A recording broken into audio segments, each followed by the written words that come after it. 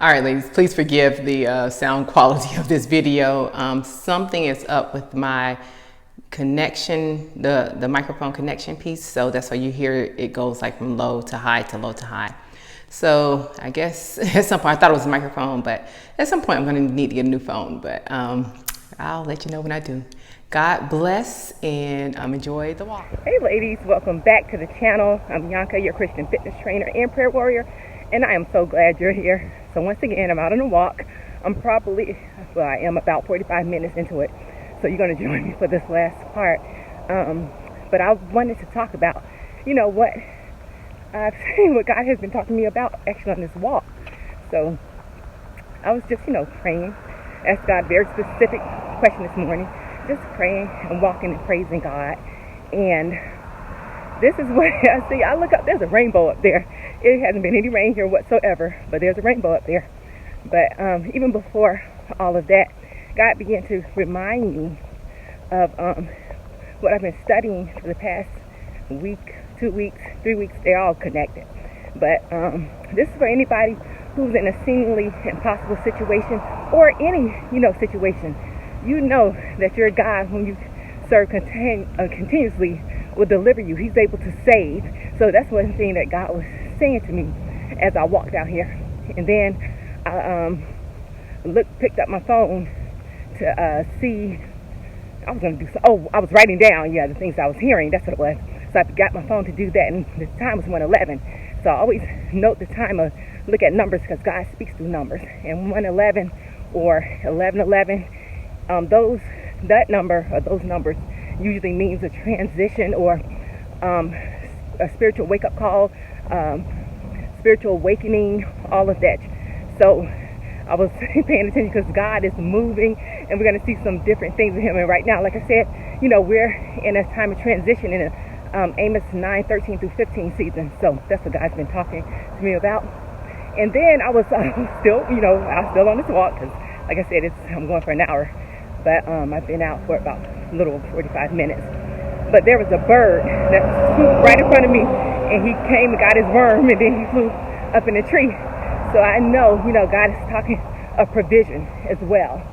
He's going to provide all your need according to His riches and glory. And so, by Christ Jesus. So, anybody who's dealing with any type of need, God is supplying. He said, how much more important are you than the birds? He's going to always supply for us. He's going to always take care of us, no matter what it is. And I was thinking, like today, I said, Father, what do you want me to read? And I opened up to Isaiah. I don't even know the chapter. I just remember my eyes zoned in on the verse, and it's talking about when the children of Israel were in the desert, and they did not suffer from thirst. And so He poured out water from a rock.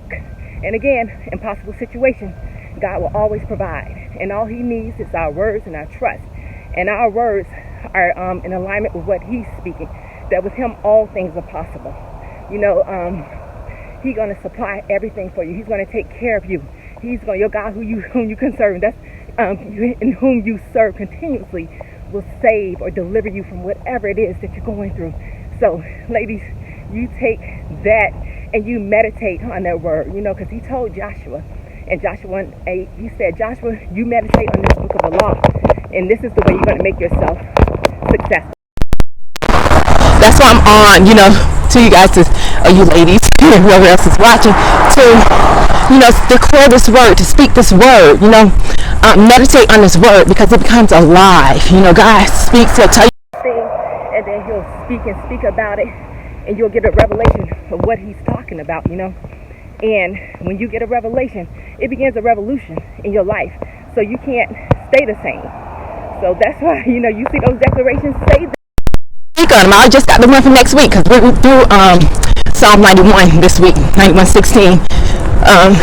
He will reward you with a long life, and He'll give you His salvation. And again, that lines up with what He's speaking about your God.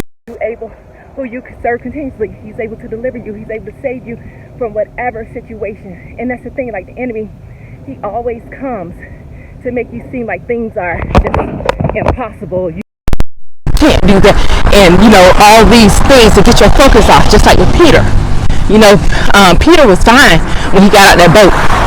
and he was walking, but then he began to look at the waves and everything around him. And that's what happens when you take your focus off God and what his word is saying. You know, we begin to sink.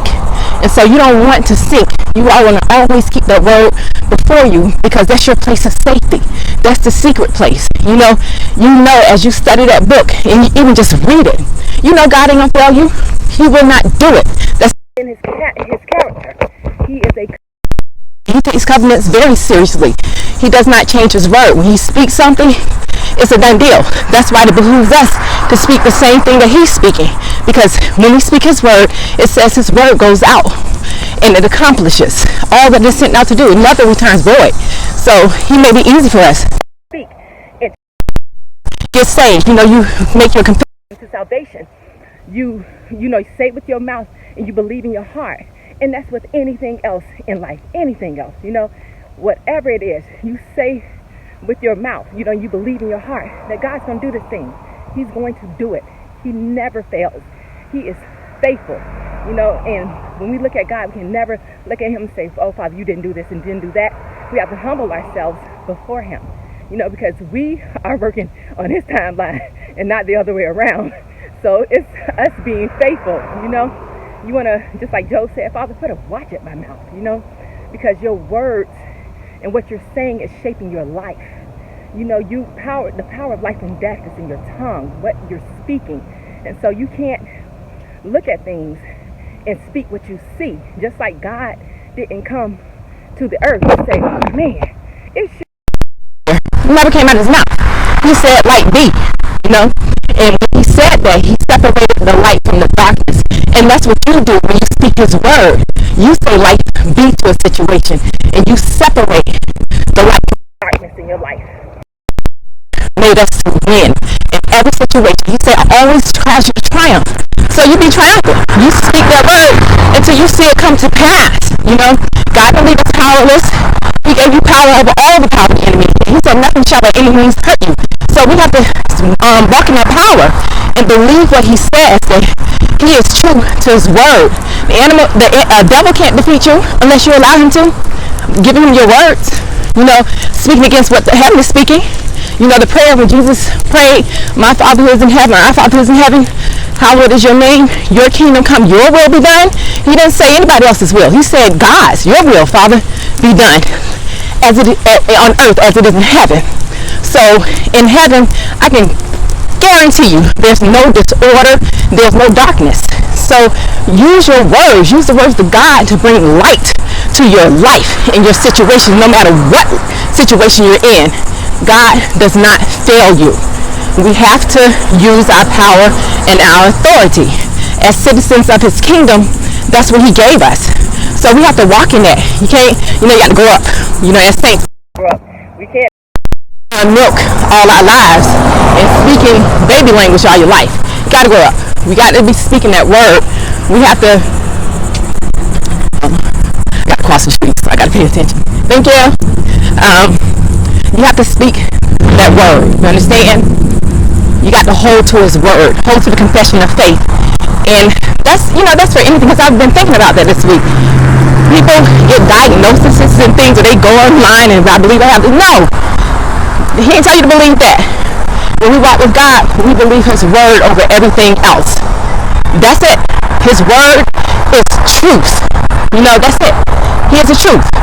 You shall know the truth, and the truth shall set you free.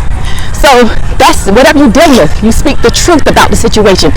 It's not what diagnosis you have or what somebody else spoke. God is the highest judge in the earth. He's the highest in the earth. He is the most high God.